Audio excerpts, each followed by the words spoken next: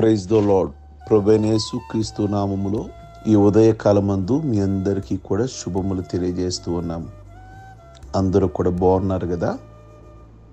ఈ ఉదయకాలమందు పరిశుద్ధ గ్రంథములో నుండి దేవుని వాక్యాన్ని గమనించినప్పుడు, దేవుడు యోబును మొదట ఆశీర్వదించినంత కంటే మరి అధికముగా ఆశీర్వదించెను.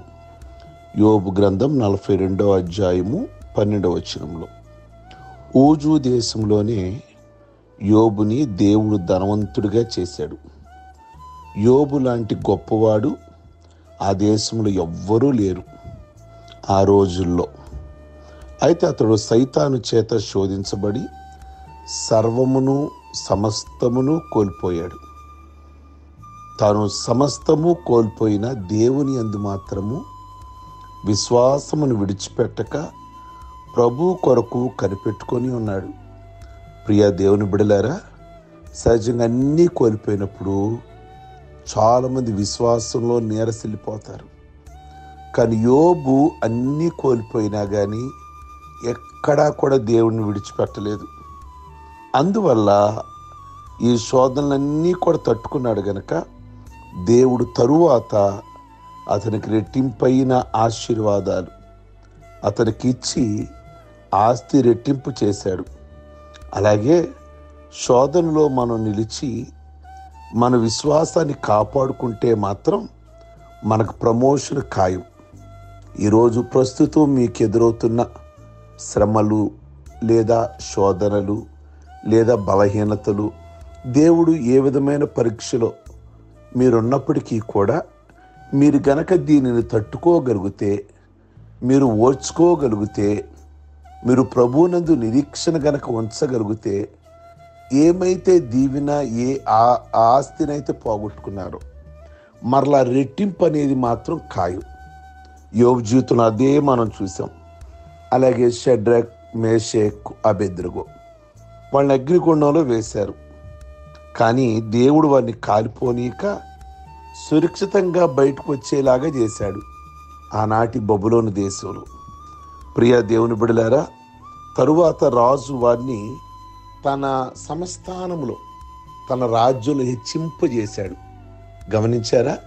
రెట్టింపు దీవెన యోబు జీవితంలో చూశాడు. శ్రమల తరువాత భక్తులు ముగ్గురు కూడా, యవనస్తులు ముగ్గురు కూడా తట్టుకున్నారు. దేవుడు కొరకు నిందలు భరించారు, శ్రమల గుండా వెళ్ళారు. తరువాత రాజ్యములో ప్రత్యేకమైన స్థానాన్ని దేవుడు వారికి అనుగ్రహించాడు. దావీదును చూడండి, గొర్రెల కాపురైన దావీదును చూడండి.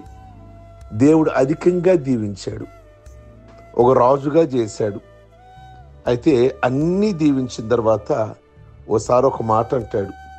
2 సమూయేలు 12:8, అది చాలదనుకుంటే నేను నీకు ఇంకా ఇచ్చేవాడిని కదా, నీకు ఇంకేమైనా కావాలంటే నేను ఇచ్చేవాడిని కదా.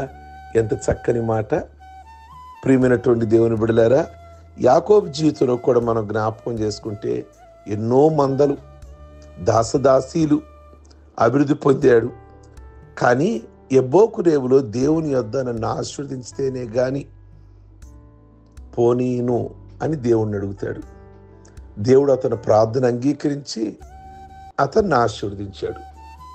అలాగే నీ జీవితంలో ప్రస్తుతం ఎదురవుతున్న ప్రతి శ్రమ, సమస్య అది ముగింపు కాదు. తర్వాత నీ జీవితం ఇంకొకటి ఉంది, ప్రమోషన్, రెట్టింపు దీవెనలు, రెట్టింపు ఆశీర్వాదాలు. వాళ్ళకు చూపించిన దేవుడు మరి నీకు చూపించడా?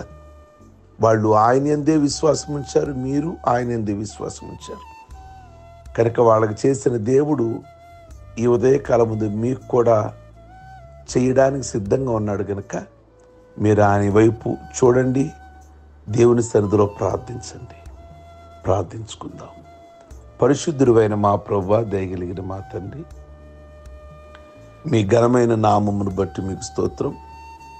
ఎవరైతే మీ నిమిత్తమై శ్రమలు, ఇబ్బందులు, ఇరుకులు ఎదురైనా తట్టుకున్నారో,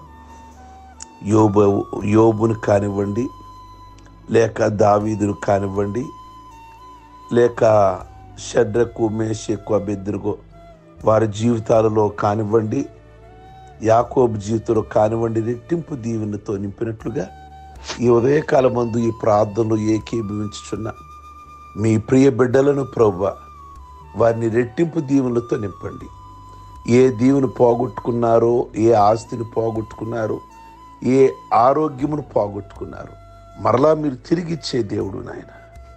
ఈ ఉదయకాలం ముందు వారిని దర్శించి వారి కుటుంబాలను జ్ఞాపకం చేసుకొని మీ ఆశీర్వాదాలతో నింపండి.